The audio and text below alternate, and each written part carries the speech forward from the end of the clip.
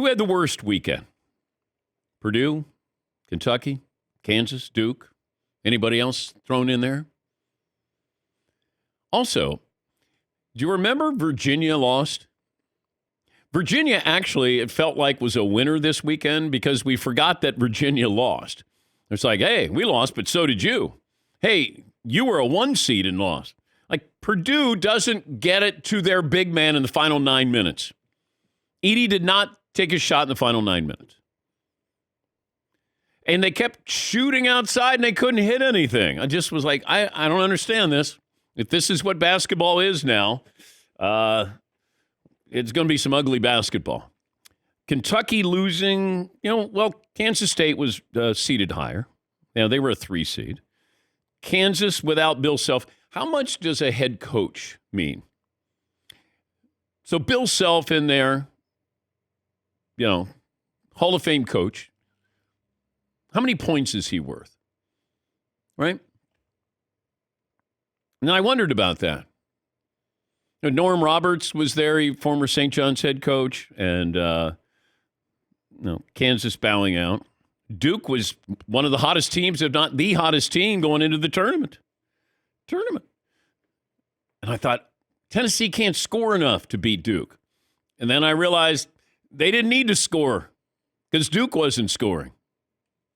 But I think Virginia probably was a winner this weekend in an odd way because we're not focusing on, Virginia lost another to a 15 seed. Yeah, Paulie. And Virginia now has company in the room with we lost to a 16 seed. They were all by themselves. They were Neil Armstrong, whatever the opposite is, landing on the moon, getting taken off the moon. Now they have company with Purdue. Yeah. Yeah, seed.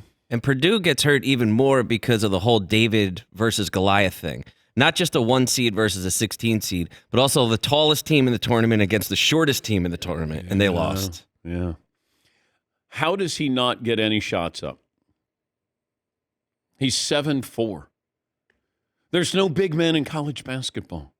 You would think by accident he could get 10 points, maybe a loose ball, maybe something. He didn't get a shot off in the last 9 minutes of that game. Yeah, Todd. Pittsburgh has these 2 twins that seemed heavily involved all game long. They're dribbling the ball. They're taking shots left and right. So how is this star player not able to do anything at all? Well, somebody has to get him the ball. But how does Matt Painter, a very respected coach, how do they not adjust in such a way to find a way to get him the ball more? I don't know. It's insane. I haven't heard anything. I'm sure he was asked post-game, but I was just surprised. There's some bad basketball. I mean, it's exciting, but I know, here I am. I'll get on my soapbox. There's some bad basketball. There are some kids who shouldn't be shooting threes, but they keep shooting. And coaches keep letting them shoot. Like, okay. Yeah, Paul. I do feel bad for Fairleigh Dickinson because even though they have a colossal upset, they didn't get the week to themselves. They got a day and a half of coverage, which is great, but it kind of fades pretty fast. Like UMBC, you don't remember those players because they didn't advance on. If Fairleigh Dickinson had beaten FAU, which FAU feels like a 16 seed by their name, they would have had the whole week to themselves. Eric Musselman, Arkansas head coach, after the win against Kansas, this is how it sounded on Westwood One. Give Arkansas so much credit for coming all the way back. I'm watching the monitor right now. Eric Musselman has his shirt off in front of the Arkansas fans leading the fight song. Unbelievable scene here in Des Moines, and what a win. All right. He did that at Nevada, took his shirt off, and, you beat a 1 seed. I don't know if it's shirt removal worthy. Ooh. Could you imagine other coaches, big-time coaches doing this? You imagine Coach K, Tom Izzo doing this? Now, Musselman, for his age, looks pretty good with his shirt off, Does he look good, or does he look good for his age? He looks good for his age. What is he, 50? Oh, see, you just complimented him. He's 58 years old. Oh, okay. So he may look better than we think. Here's my theory. Guys who are 58 years old who work out like him, he seems like a guy who works out quite a bit, right? Doesn't he probably? He works out quite a bit. Yeah, I think he shaves his chest, too. Chest shaver. Yeah, probably. Okay, so he's into looking pretty good. he never gets the chance to show anybody except for his wife. Okay, but that doesn't.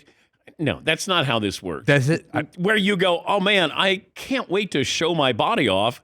I don't have any opportunities. This is exactly it. You're not going to the beach with him in summer. Yes, Seton. It's a little bit of the like Adam Schefter syndrome. Oh, Correct. Yeah, no, I work out. No, you're right. But just stop there. No, Good I work call. out. No. I work out. And then he took his shirt off on Monday Night Countdown. Yeah. Yeah, the producers asked him, air quotes, Yeah, to I do know. it. I know. He No, whipped I I work didn't out. want to do it, but they wanted me to do it. No, you're right. You're right. So Musselman takes his shirt off. Plus the last name, live up to the name. Yeah. Well, I remember when his dad coached. But Was he a shirt removal guy? No, he was not. But I think you have to have muscles to be called muscle man if you're gonna take your shirt off there. But I know it's a big win. All I know is when Arkansas wins, we win because Musselman's wife Danielle Sargent. Always great to see her on camera. You want Arkansas to advance. I did. Yeah. I did. Yeah.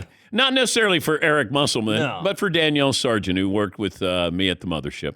Yes, Todd. Can you wink at it because it's beating a 1 seed, or do you look at it more like, all right, this is just a trip to the Sweet 16, keep your shirt on?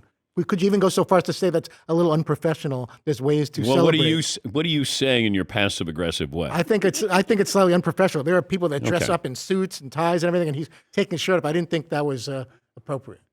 Yes, Marv. I don't know what Todd just said, but anyway, I was okay with it. No, actually, I'm not okay with it only because he had 3 McDonald's All-Americans coming in. They kind of underachieved Ooh. during the season. Okay. So you got all those guys coming in, and you're an 8 seed.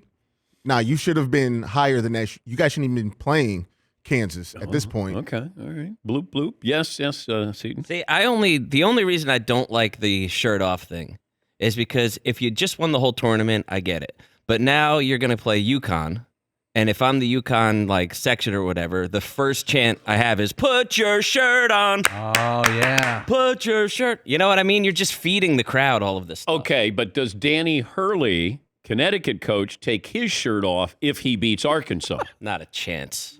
Really? Unless he rips it off in a fit I of hope rage. not. I hope not. Yeah, Marv. He rips off Eric Musselman's shirt. No, Take your shirt Okay. off No. now since you guys lost. Yeah. Curse word, curse word, curse word. Yes. Yeah, if Arkansas wins the national title, he's got nothing left unless he goes pants, socks. Well, You know, maybe Take your pants off. but I would be okay with that. he doesn't skip leg day. Who knows? Yeah. It's totally, he just wants to show off the bottom. You know what? I agree with you when you brought up Shefty. Because when Shefty took off his blouse and had all the chains around his neck. Well, that work out. Yeah. Yeah. Oh, my God.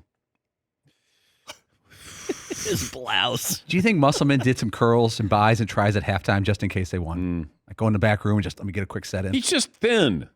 Like he doesn't, he's not, like, doesn't have a belly. I saw some abs. I was really breaking it down. Yeah. Like there's a Pruder film. You're Yeah. rewinding it. See Yeah. this? Yeah. See this? Traps look good. Okay.